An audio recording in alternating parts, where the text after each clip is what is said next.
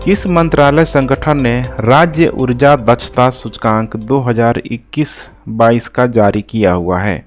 ऊर्जा मंत्रालय, नीति आयोग, नवीन और नवीकरणीय ऊर्जा मंत्रालय, PMEAC। इसका करेक्ट उत्तर हो जाएगा यहाँ पे ए, ऊर्जा मंत्रालय के द्वारा राज्य ऊर्जा दक्षता सूचकांक, इसी को यहाँ पे बोला जाता है SEEI, state energy efficiency index 2021-22 जारी किया गया है। अब इस सूचकांक को यहाँ पे देखेंगे, जो डेवलप किया जाता है, काफ़ी इंपॉर्टेंट हो सकता है। सूचकांक को जो यहाँ पे डेवलप किया जाता है BEE, इसका मतलब होता है ब्यूरो ऑफ एनर्जी एफिशिएंसी, और इसके साथ साथ यहाँ पे हो जाएगा AEEE, इसका मतलब होता है alliance for an energy efficient economy. इन दोनों संस्थाओं के द्वारा इसको यहाँ पे विकसित किया जाता है। अब इसमें हर साल देखेंगे, ठीक है, तो किन किन राज्यों ने सुधार किया, किन किन राज्यों ने किसी गोल को अचीव किया, तो वैसे भी डेटा यहाँ से पूछे जाते हैं। जैसे यहाँ पे, ठीक है, इसको दो कैटेगरी में रखा जाता है, और मतलब मुख्यतः नंबर 1 यहाँ पे फ्रंट रनर श्रेणी, इसमें वैसे राज्यों को रखा जाता है जिसमें, ठीक है, शीर्ष प्रदर्शन करने वाले राज्य हैं। ध्यान रखिएगा, शीर्ष प्रदर्शन करने वाले यहाँ पे राज्य हैं जिन्होंने काफ़ी यहाँ पे कह सकते हैं कि सुधार पे अपना कार्य किया है। इसमें कुछ राज्य हैं जैसे कि आंध्र प्रदेश, कर्नाटक, केरला, राजस्थान, तेलंगाना, ठीक है, कुछ ऐसे राज्य यहाँ पे मौजूद हैं। उसके अलावा यहाँ पे दूसरा है यहाँ पे अचीवर श्रेणी, जिन्होंने, ठीक है, जितना अपना टारगेट रखा हुआ था अचीव करने का, पूरी तरीके से उसको अचीव कर लिया है। जैसे कि इसमें असम है, हरियाणा है, महाराष्ट्र है, इसके अलावा पंजाब है। निम्न में से किस पर ऊर्जा दक्षता ब्यूरो स्टार लेवल पा सकते हैं? अक्सर आप लोगों ने जरूर खरीदा होगा, टीवी हो गया या फ्रिज हो गया, एसी हो गया, देखते होंगे उसमें स्टार जरूर लगा रहता है। तो यहाँ पे ऊर्जा दक्षता ब्यूरो जो स्टार यहाँ पे 3 स्टार, 2 स्टार, 5 स्टार जो लगा रहता है, किन किन चीज़ों पे पा सकते हैं? छत के पंखा हो गया, ceiling fan, electric geyser, tube lighter, ठीक है, ट्यूबलर फ्लोरेंस लैंप, यहाँ पे सब में आपको देखने के लिए अमूमन मिलेगा ही मिलेगा। तो करेक्ट उत्तर हो जाएगा यहाँ पे डी, 1, 2 और 3। ऊर्जा दक्षता ब्यूरो के बारे में अभी आपको मैंने बताया था, BEE के बारे में मैंने अभी जस्ट आप लोगों से, ठीक है, शेयर किया हुआ था। इसका मतलब क्या होता है यहाँ पे, ब्यूरो ऑफ एनर्जी एफिशिएंसी, यहाँ पे मैं मेंशन कर देता हूँ,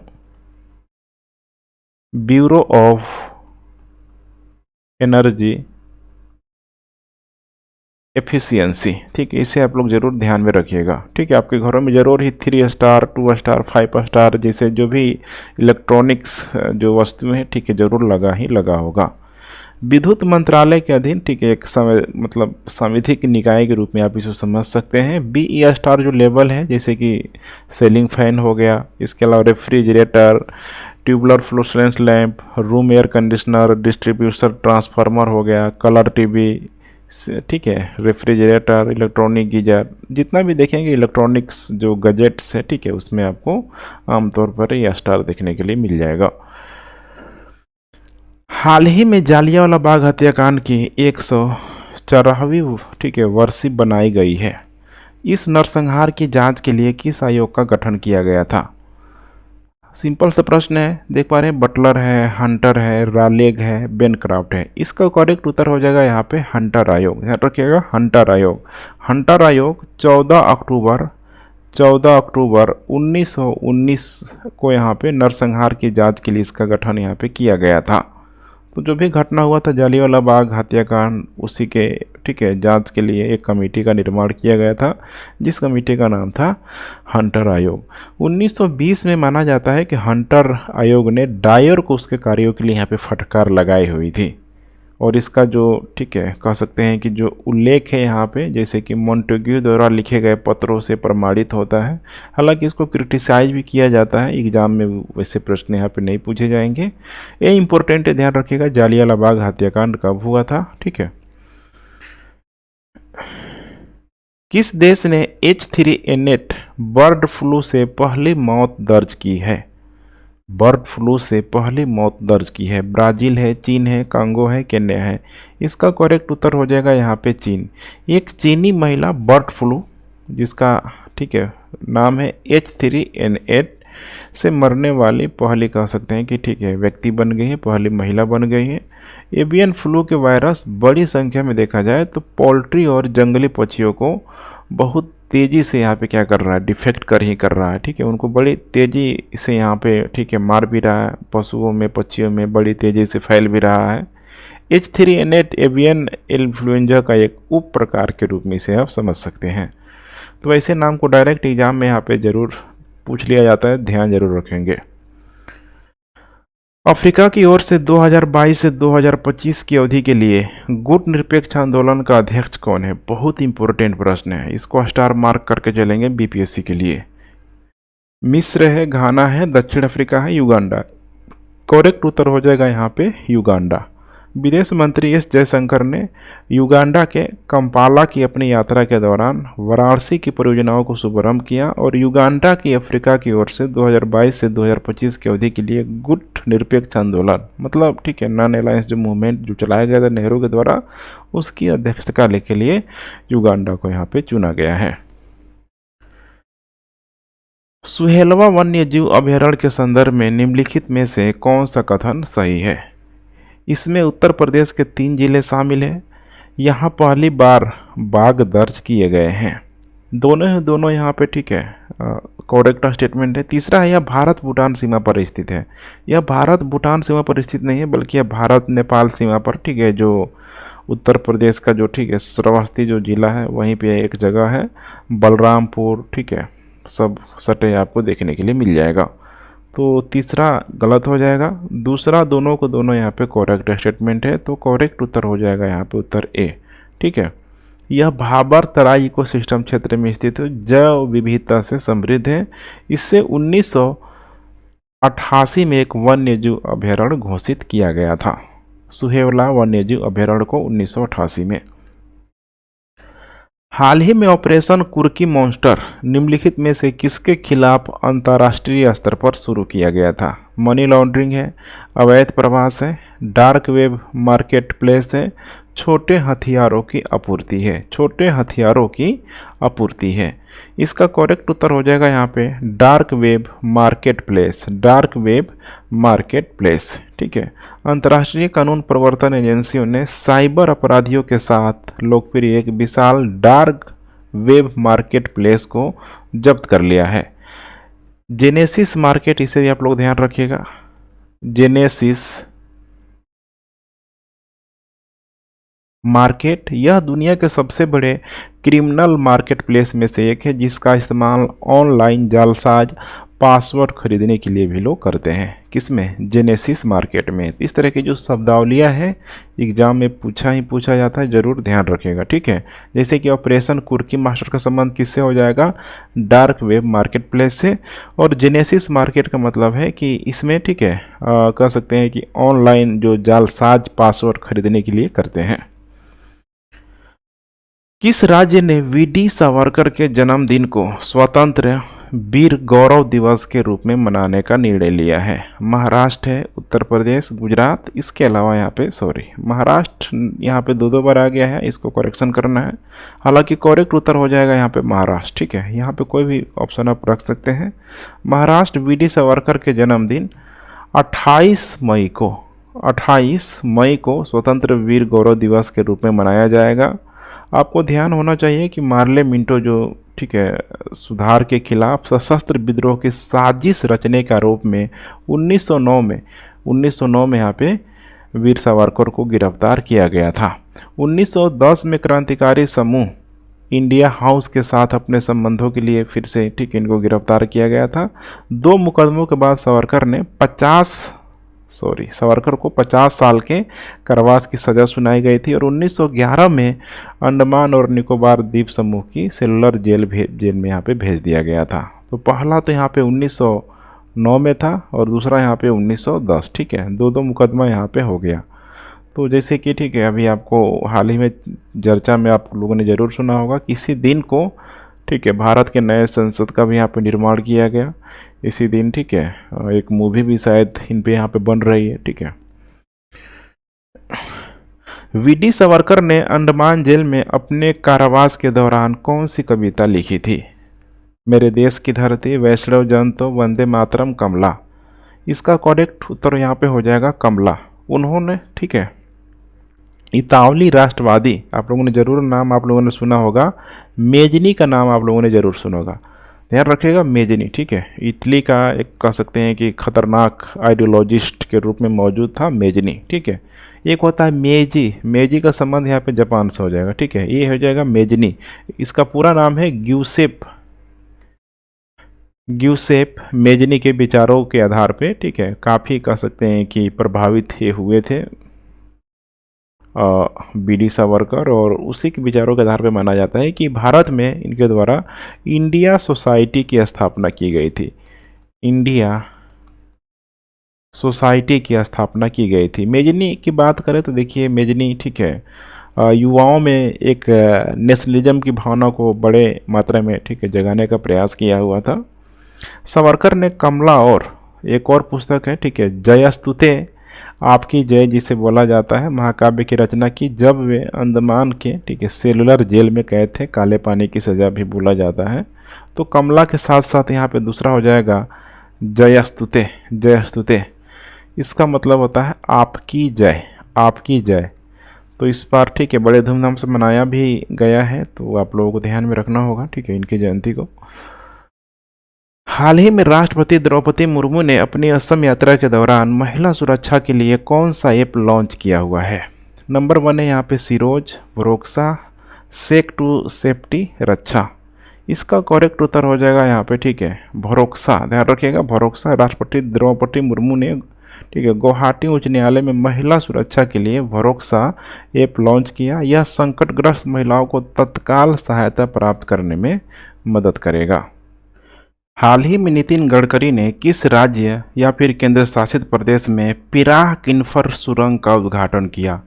अरुणाचल प्रदेश, जम्मू और कश्मीर, सिक्किम, हिमाचल प्रदेश। इसका करेक्ट उत्तर हो जाएगा जम्मू कश्मीर में। नितिन गडकरी ने जम्मू कश्मीर के रामवन में पिराह कुनफुर सुरंग का उद्घाटन किया, जिसकी लंबाई 924 मीटर है। यह जम्मू और श्रीनगर राष्ट्रीय राजमार्ग पर उधमपुर और रामबन के बीच 4 लेन परियोजना का हिस्सा है। किस मंत्रालय ने पशु महामारी तैयारी पहल शुरू की है? मत्स्य पालन, पशुपालन और डेयरी मंत्रालय, कृषि मंत्रालय, ग्रामीण विकास मंत्रालय, स्वास्थ्य मंत्रालय। इसका करेक्ट उत्तर हो जाएगा ए, मत्स्य पालन और पशुपालन और डेयरी मंत्रालय के द्वारा यह किया गया है। तो ध्यान रखिएगा आप लोग, ठीक है। अभी इसके जो मंत्री है पुरुषोत्तम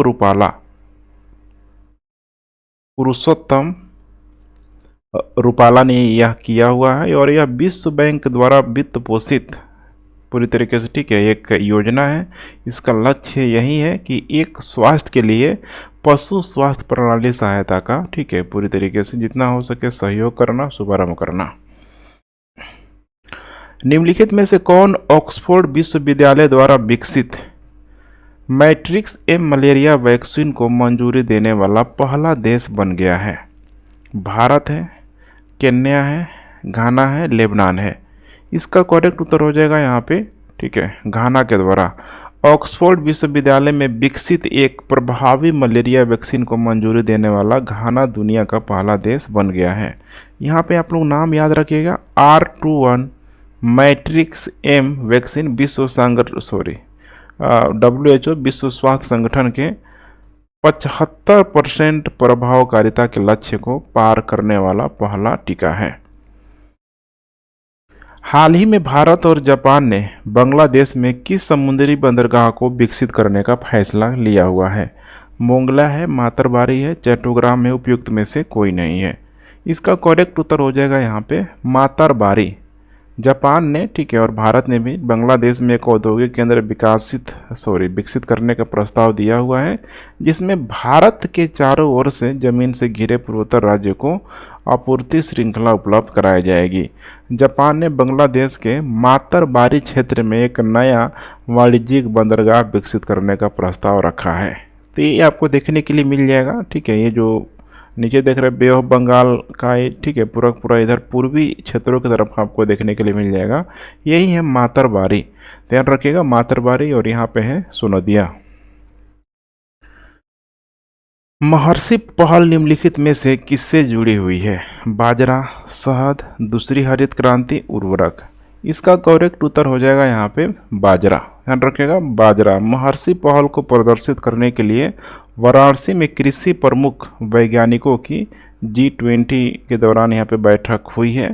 अब इसमें देखिए किया क्या जा रहा है, तो बाजरा और अन्य जो भी प्राचीन अनाज है उसका अंतर्राष्ट्रीय अनुसंधान पूरी तरीके से किया जाए, ठीक है, होता है यहाँ पे, ठीक है, अंतर्राष्ट्रीय अनुसंधान किया जाए, उसके प्रोडक्शन को बढ़ावा दिया जाए।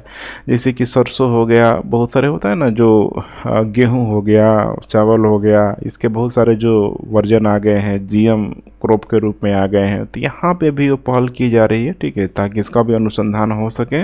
इसका फोकस ही है अंतर्राष्ट्रीय बाजरा वर्ष 2023 के अनुरूप जैव कृषि, जैव विविधता, या फिर खाद्य सुरक्षा, या फिर पोषण हो गया, बाजरा में बड़ी मात्रा में देखने के लिए मिलता है, अनुसंधान और जागरूकता प्रदान करना।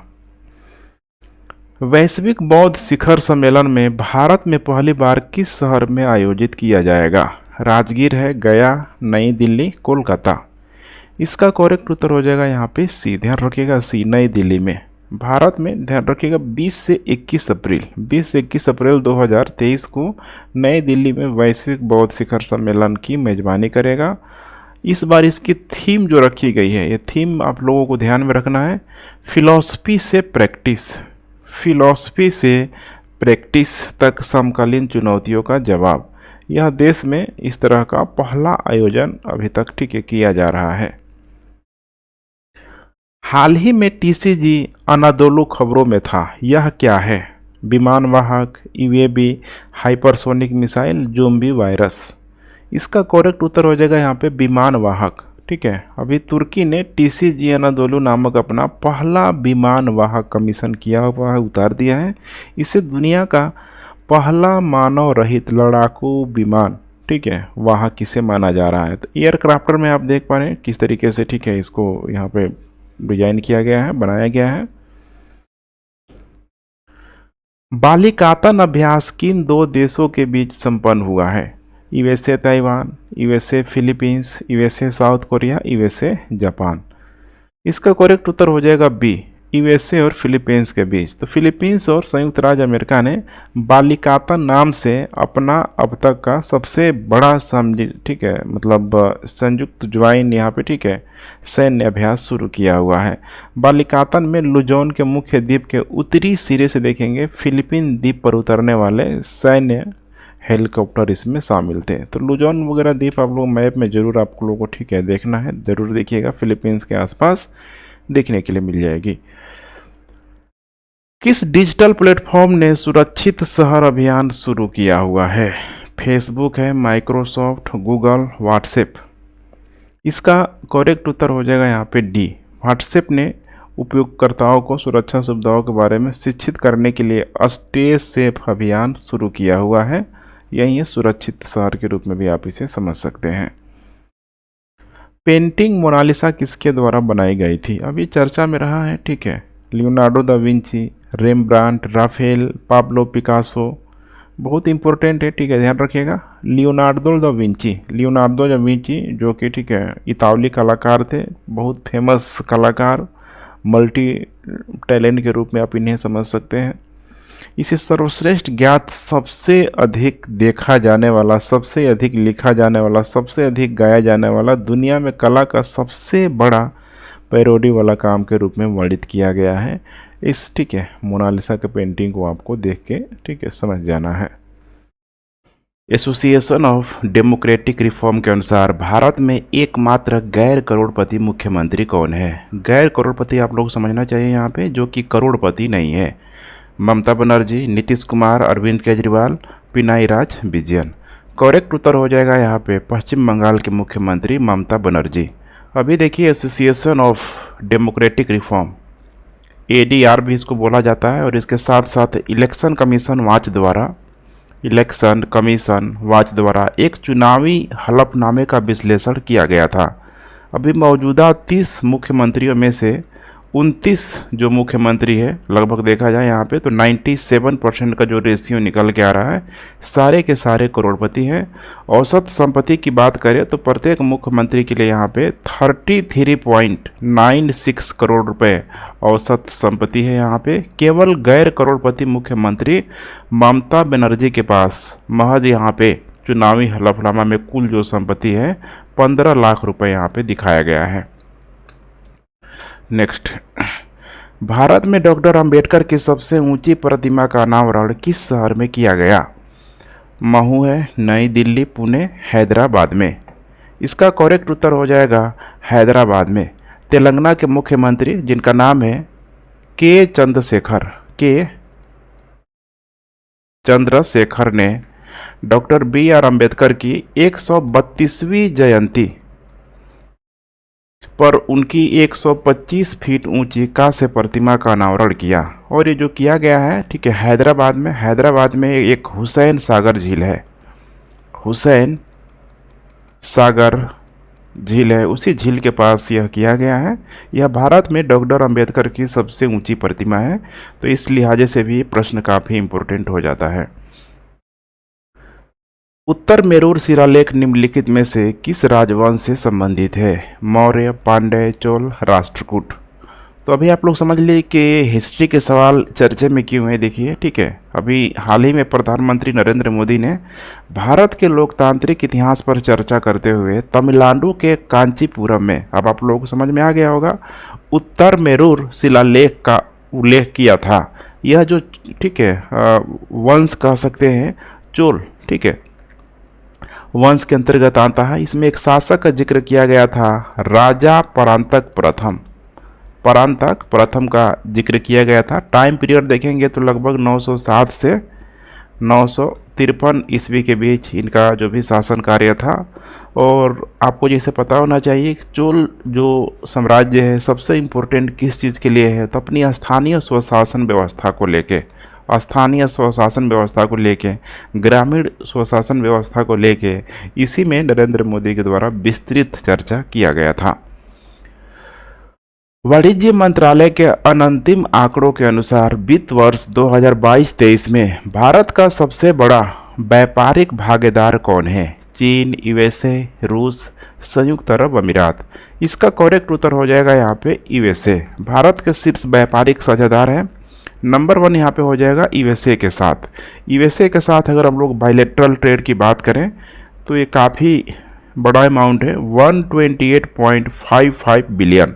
ध्यान रखिएगा, 128.55 बिलियन 2022-23 का है, 2022-23 का है। और 2022-23 में माना जा रहा है कि लगभग दोनों के बीच जो व्यापार वृद्धि हुई है 7.65% की।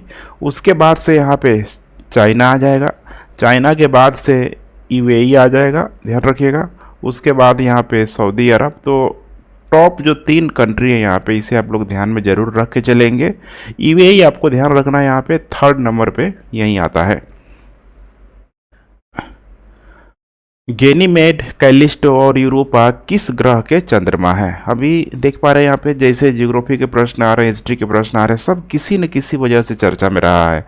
और ऐसे ही प्रश्नों को देखिए BPSC में टारगेट भी किया जाता है जो चर्चा में रहता है, तो इसीलिए ऐसे प्रश्नों को शामिल किया गया है।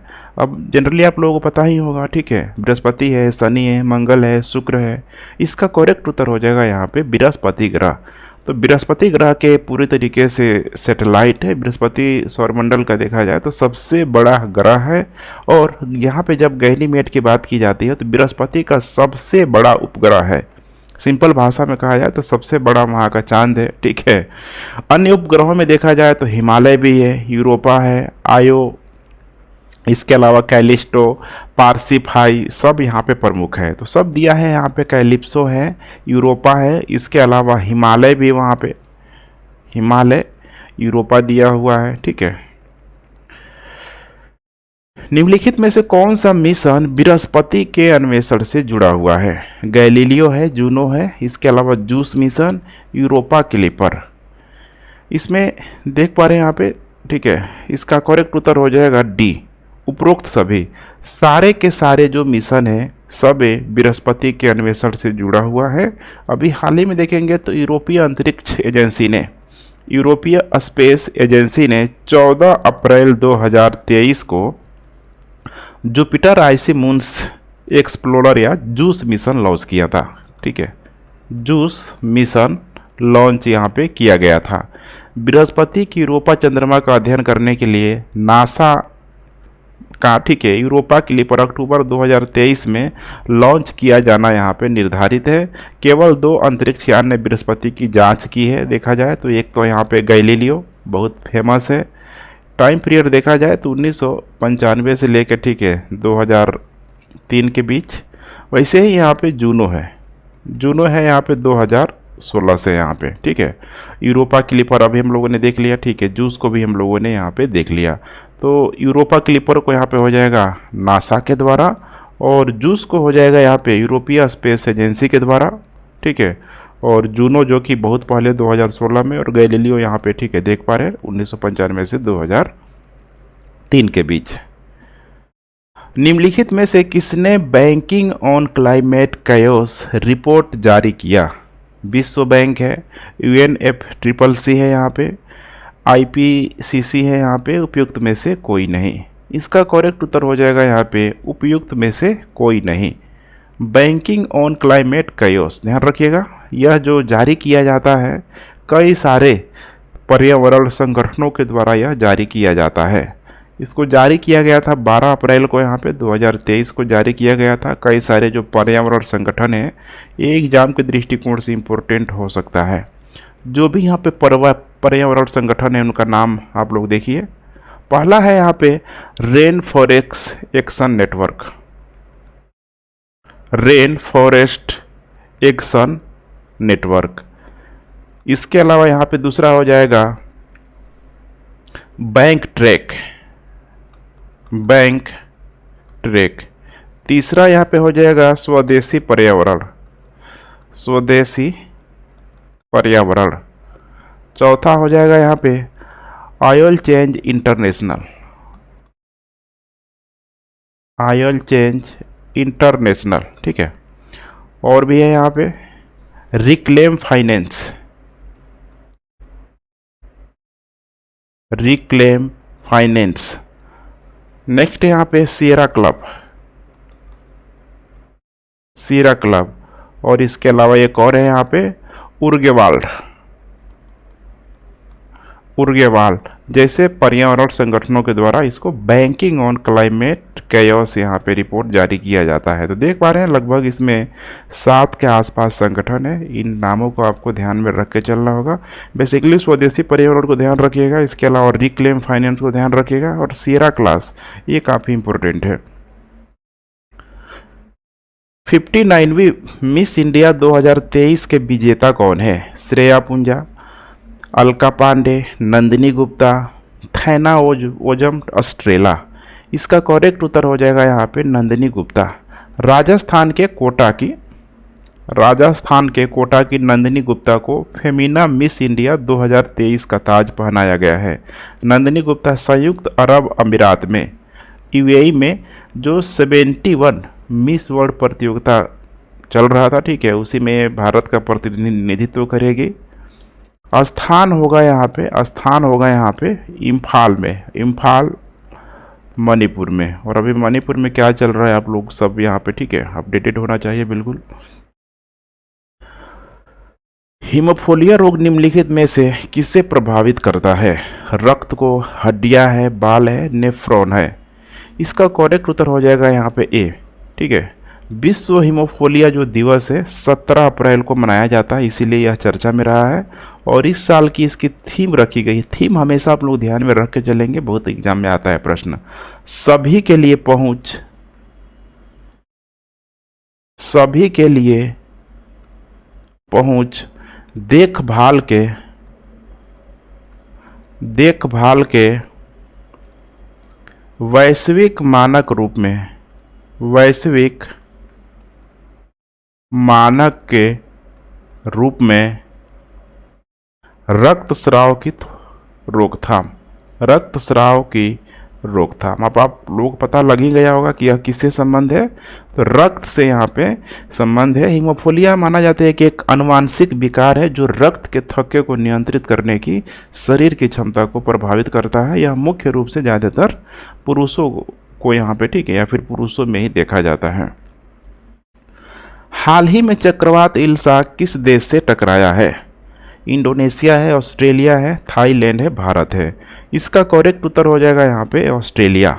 एक उष्णकटिबंधीय बहुत ही स्ट्रॉन्ग जो साइक्लोन बना हुआ था ऑस्ट्रेलिया के उत्तर पश्चिम तट पर, ध्यान रखिएगा, ठीक है। ये अगर हम लोग बात कर ले पूरा, ठीक है, ये ऑस्ट्रेलिया की, तो इसका उत्तर पश्चिम जो तट होगा ये वाला जो इलाका है यहाँ पे, ठीक है, इन्हीं सारे क्षेत्रों में बना हुआ है। माना जाता है कि 8 वर्षों में ऑस्ट्रेलिया के सबसे शक्तिशाली उष्णकटिबंधीय चक्रवात ने लगभग 289 किलोमीटर प्रति घंटा, इसका मतलब होता है 180 मील प्रति घंटे के स्पष्ट रिकॉर्ड के साथ हवाओं के साथ अपने उत्तर पश्चिम तट को पूरी तरीके से एकदम, मतलब होता है ना, धराशाही कर देना, एकदम बहुत क्षति पहुंचाया।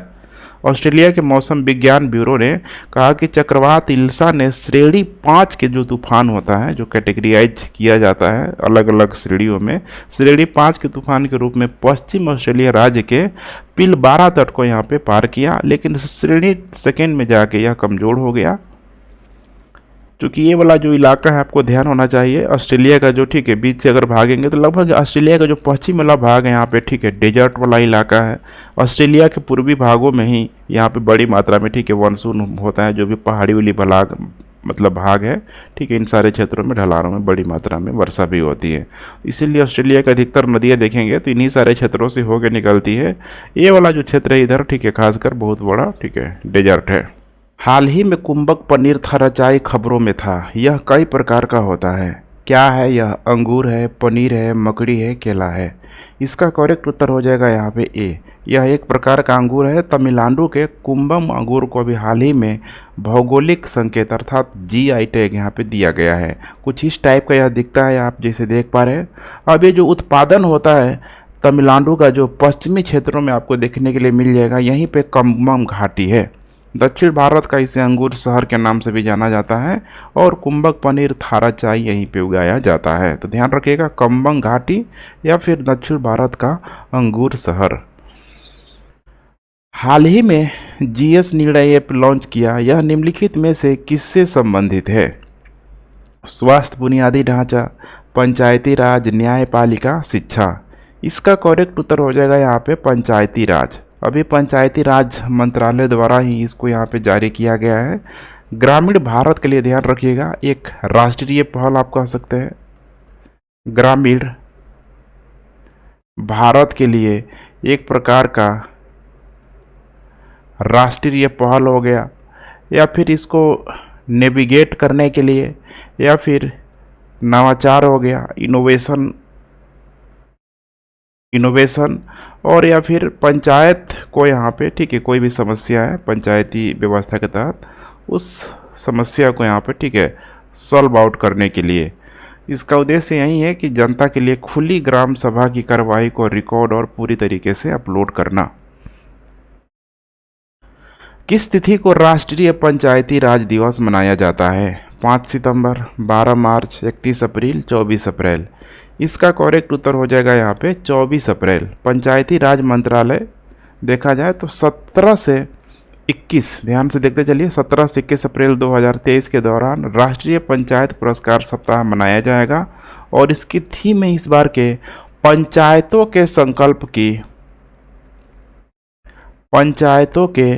संकल्प की सिद्धि का उत्सव। इस बार का यही थीम है, आप लोगों को इस थीम को ध्यान में रख के चलना होगा। तो किस तिथि को राष्ट्रीय पंचायती राज दिवस मनाया जाता है? 24 अप्रैल को। स्वास्थ्य कार्यक्रम नमन निम्नलिखित में से किससे संबंधित है? मानसिक स्वास्थ्य है, नेत्र विकार है, शारीरिक अक्षमता, एनीमिया। इसका करेक्ट उत्तर हो जाएगा यहाँ पे मेंटल हेल्थ, मानसिक स्वास्थ्य से। तो यहाँ पे आप लोगों को एक चीज़ ध्यान रखना होगा,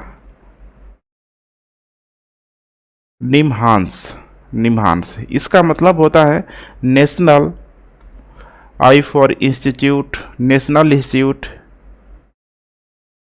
मेंटल हेल्थ एंड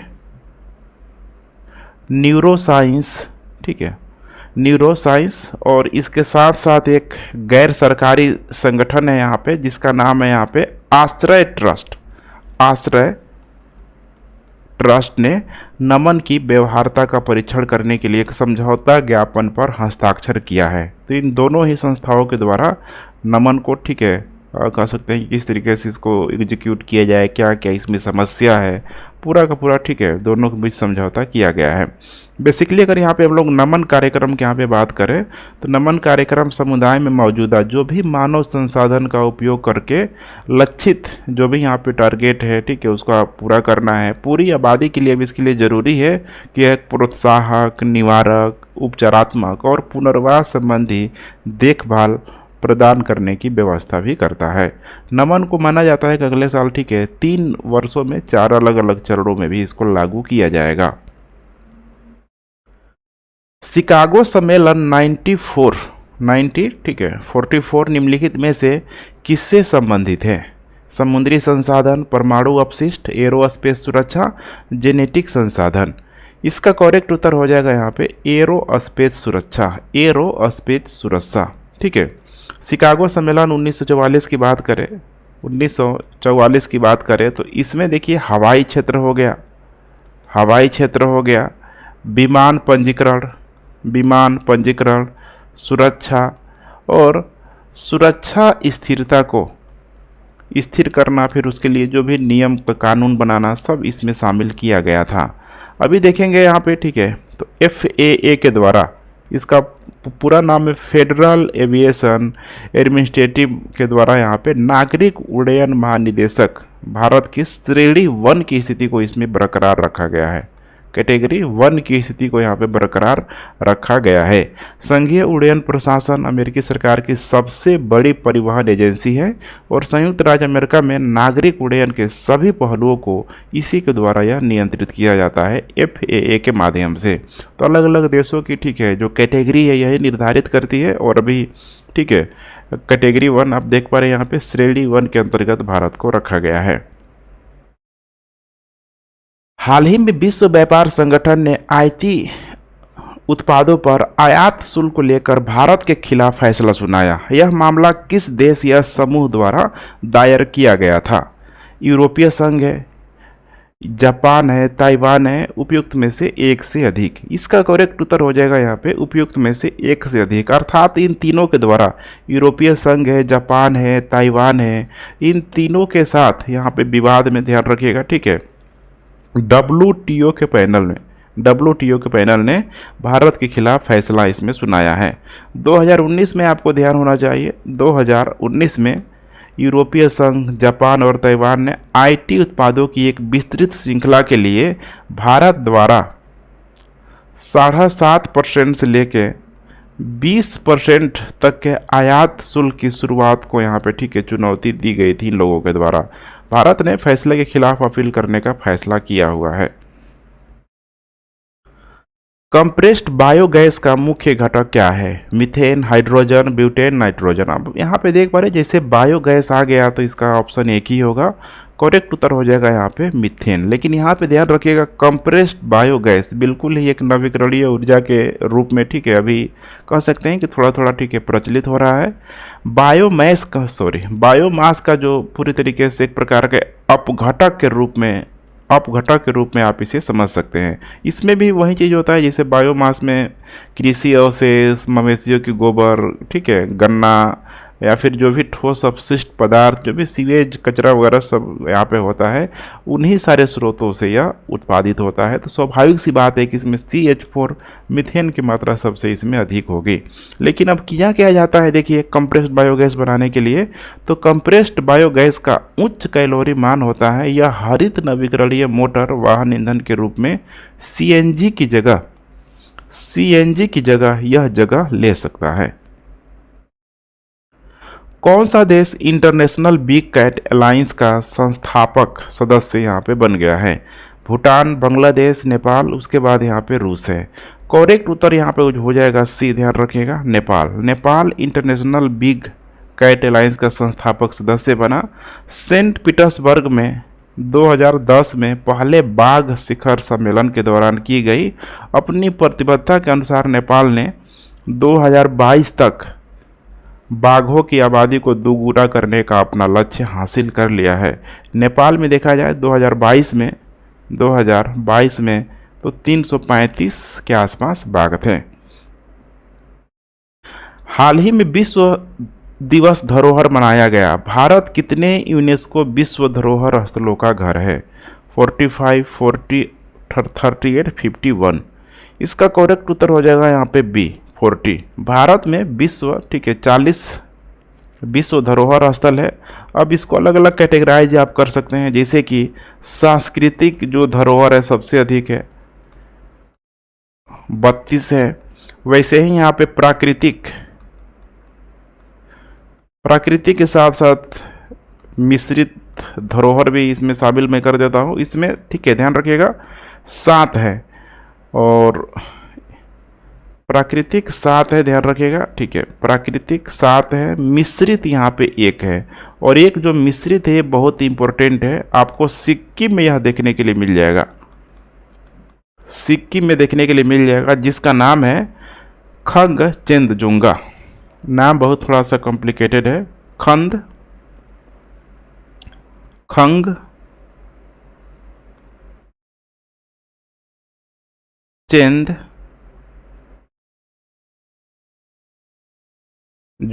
ठीक है। इसका नाम आप लोग जरूर ध्यान में रख के चलिएगा।